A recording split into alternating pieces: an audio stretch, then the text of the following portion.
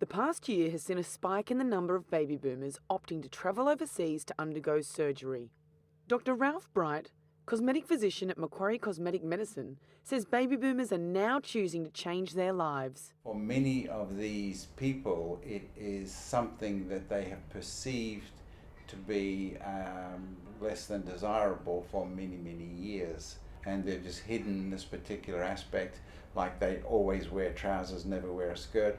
They never take that particular piece of clothing off in front of anybody. And then suddenly one day they say, that's it, I've had enough, I'm going to fix it.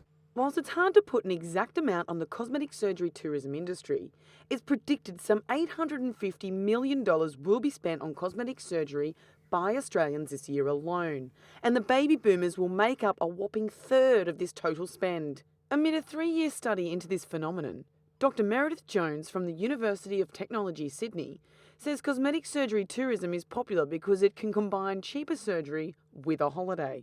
Cosmetic surgery tourism is usually, often the way it's understood is it's people from overdeveloped or wealthy countries like Australia travelling to countries that are less developed, like for example Thailand, that's my particular country that I look at, in order to have cosmetic surgery that is not only significantly cheaper, but that also is perceived as having certain other benefits. For example, joining it with a holiday, being able to go and do it with friends. The cosmetic surgery tourism industry is booming not only because of dramatic price differences of surgeries performed overseas, but because of the quality of surgery and care available. Dr. Jones and several other leading university researchers from Australia and Britain are working together on a study called the Sun, Sand and Silicon Project. This study looks at Australians and Britons who have travelled to popular cosmetic tourism destinations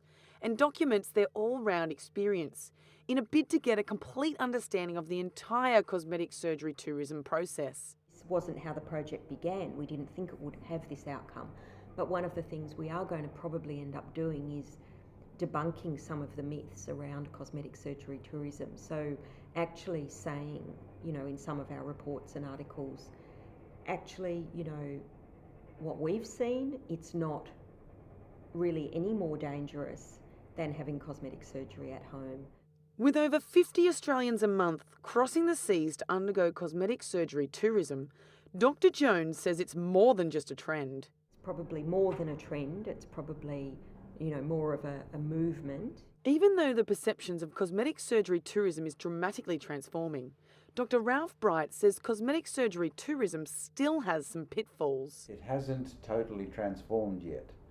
And when you talk to the surgeons and the doctors in places like Thailand and China, what they will tell you is that they are very concerned because what they're doing is state of the art, but one block away there'll be someone who's doing it in a tin shack at very poor standards, and of course it's that person that gives the better clinics a bad name, so they're very much aware that medical tourism is suffering because of the bad operators. And for them it's a livelihood, it's a way of life, they have a passion for it, it's something they enjoy, and they want to see the standards for the whole of their country rising, and it is slowly rising, and the governments are very concerned about it. These concerns are highlighting the importance of worldwide organisations such as the International Society of Aesthetic Plastic Surgeons and the International Confederation of Plastic Reconstructive and Aesthetic Surgery, which represents surgeons across the globe. Daniela Pratico, Director of Medi Makeovers, a cosmetic surgery tourism agency, says that Australians are not only getting cosmetic surgery abroad, but also other general procedures. Very surprised at the number and the rising number of people actually deciding to go overseas. Not just for plastic surgery actually, or dental, they're actually looking at other countries now for general procedures. I mean, Thailand is quite advanced in many surgical procedures, knee replacements, hip replacements, heart surgery, IVF treatments, and you'll find that the Australians are actually starting to educate themselves a lot more about procedures overseas. Whilst information is more accessible in today's globalised environment, Dr. Jones recommends people extensively research before making any decisions. What I do recommend is trust nobody except yourself and do your own research. Yvette De Stoop, Baby Zoomers magazine.